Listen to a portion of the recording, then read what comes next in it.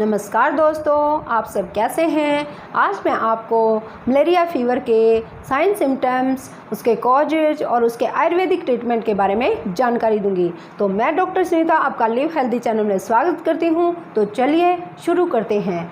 Malaria fever जो बुखार कभी शीतपूर्वक और कभी दाहपूर्वक यानी कि कभी ठंड के साथ और कभी गर्मी के साथ उत्पन्न हो, उसे उसके बढ़ने का कोई समय निश्चित न हो, उसके रुकने का कोई समय निश्चित न हो, या वह कभी कम वेग के साथ या कभी ज़्यादा वेग के साथ यानी कि कभी 101 डिग्री सेल्सियस और कभी 104 डिग्री सेल्सियस इस वेग के बारे में विषमता हो यानी कि जानकारी न हो, उस वेग को यानी कि उस ज्वर को हम विषम ज्वर या मलेरिया फ़ीवर कहते हैं।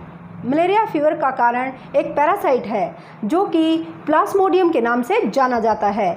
प्लाज्मोडियम 4 टाइप का होता है: plasmodium falciparum, plasmodium vivax, plasmodium malaria और प्लाज्मोडियम ओवाले। हमारे देश में प्लाज्मोडियम फाल्सिफेरम और प्लाज्मोडियम वाइवैक्स ही पाया जाता है।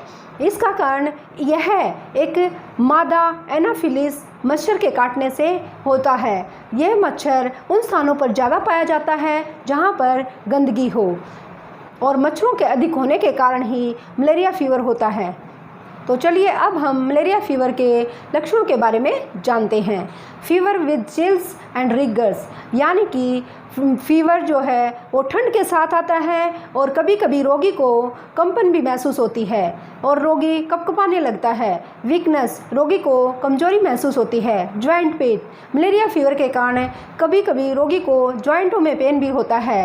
रोगी को हेडेक और बॉडी एक भी होता है। हाइपोटेंशन भी रोगी को यानी कि रोगी का पल्स रेट कम हो जाती हैं, उसका बीपी भी कम हो जाता है। रोगी को कॉन्स्टिपेशन होता है, रोगी को बार बार उल्टी आती है, रोगी का मुंह का टेस्ट भी बिटर होता है यानी कि कड़वा होता है।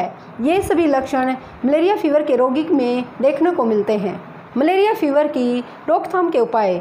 मलेरिया फ़ीवर को रोकने के लिए सबसे पहले मच्छरों को रोकने का उपाय करना चाहिए। मच्छरों को हमें अपने आसपास नहीं पनपने देना चाहिए। हमें अपने घर में सफाई रखनी चाहिए और रात्रि में सोते समय नेट यानी कि मच्छरदानी का उपयोग करना चाहिए और बच्चों को फुल स्लीव्स के कपड़े पहनाने चाहिए। अगर आपके आसपास गंदगी हो तो वहाँ भी सफाई रखनी चाहिए और पानी नहीं भर कर रखना चाहिए। गंदे पानी की हमेशा सफाई करते रहना चाहिए। साफ़ सफाई रखने से मच्छर नहीं पनपते। अब हम इसके आयुर्वेदिक ट्रीटमेंट के बारे में जानते हैं। नीमक्वाथ, मलेरिया के रोगी को नीमक्वाथ देना चाहिए। नीमक्वाथ में नीम की छाल, सूंठी और गुडुचि, सूंठी यानी कि अदरक को सुखाकर उसके एक टुकड़े को डालना चाहिए। गुडुचि यानी कि गिलोय की बेल की 4 उंगल की डंडी को डालकर और उसमें नीम की थोड़ी सी छाल डालकर उस क्वाथ को 1 गिलास पानी में उबालना चाहिए और जब वह 1/4 शेष रह जाए तो उसको छानकर मलेरिया के रोगी को खाली पेट देना चाहिए। इससे मलेरिया फ़ीवर में बहुत ही रोगी को राहत मिलती है।